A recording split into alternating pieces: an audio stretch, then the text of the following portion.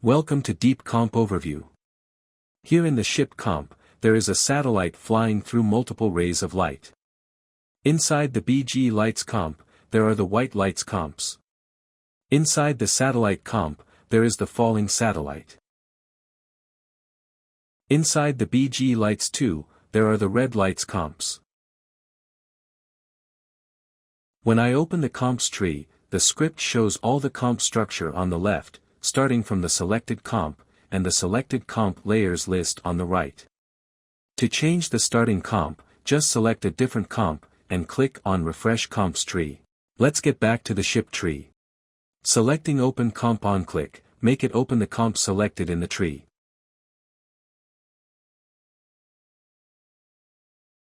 This checkbox, instead, generates a checkerboard, to show the transparency of the comp. To hide it, just untick the checkbox. Well, let's focus on the comps. Double-click on a sub-comp, solo the selected comp and all the parent comps in the tree. It is very useful to find the comp you are looking for, and to focus on that comp. To unsolo all the comps, just click the right mouse button in the comps list. Holding down the Alt key on Windows or the Option key on Mac while double-clicking on a comp, disable the selected comp. To show it again, just do the same, one by one. Double-click the comp layers to solo them. To unsolo all the layers, click the right mouse button in the layers list. The comps tree is updated accordingly. To disable a layer, hold down the Alt key on Windows or the Option key on Mac while double-clicking on it. Do the same to enable them again one by one. To enable all the layers at once, click the right mouse button in the layers list, while holding down the Alt, or Option key. The real power of Deep Comp lies in the subcomps link feature. Let's focus on the first Hyperlight sub-comp, which hosts a shape layer, and click on the Deep Link button. Deep Link unfold Hyperlight subcomp content within the main comp, bounded by the start and the end helper layers. The start helper is special, indeed, it acts as a comp controller. So, I can move, scale and rotate the comp. To align the control helper to the original comp, just click on the pivot button. Move the helper null to the desired position, and click on Done. Then, move the parent null to the same position, and click on Done. And you are ready to go. Now, let's display the comp background. That's the original comp size, also reported in the helper effects panel. Well, if I change the comp width value, for instance 400, and I click here, on the update button. Boom! The size has changed, as you can see in the original BG light comp. 400. Okay, get back to the previous comp size. 200, and update. The unfolded comp can also be moved in time. If I select all the unfolded layers, and I move them in time, well, the original comp didn't move. To make it work, I just need to click on the update button. As you see now, it did. For time stretching, change the control null stretch value to 50%, and update. The original comp is stretched too. Get back to the previous state.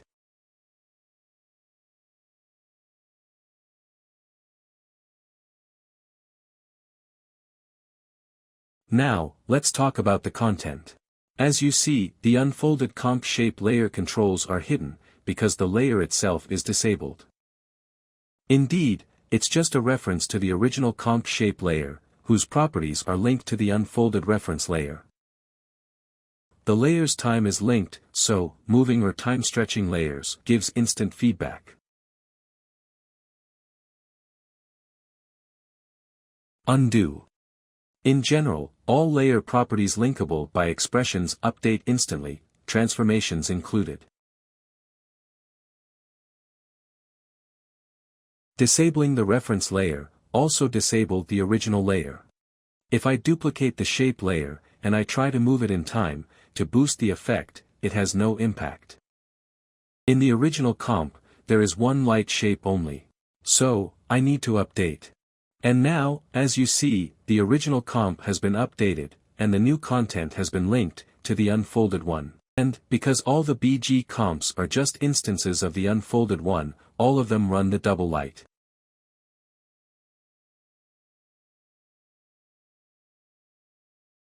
Okay, let's move to effects. Add a simple fill effect to one of the shapes. Same as before. The effect is not applied to the original shape yet. So, update. And there you go. Now, for instance, I can change the color. I'm gonna make it yellow. And semi-transparent. Done. Remember, not all layers properties are linkable in real time by expressions. Some masks or effects properties, or the layers blending modes, are not. So, every time you don't get an instant feedback, just update, and you are done. Well, now I'm going to precompose the linked shapes. I name it shapes. As you see, they change position. Of course, because they are not precomposed in the original comp yet. So, again, update. To make it visible in the comps tree, just refresh it. And it's all in place, BG lights comp, hyper light comp, and the shapes, for all instances. What if I want to edit just one of the instances? Well, let's add a hue effect first. Update. And change the hue. When I unsolo the other instances, they all got the new color, as expected.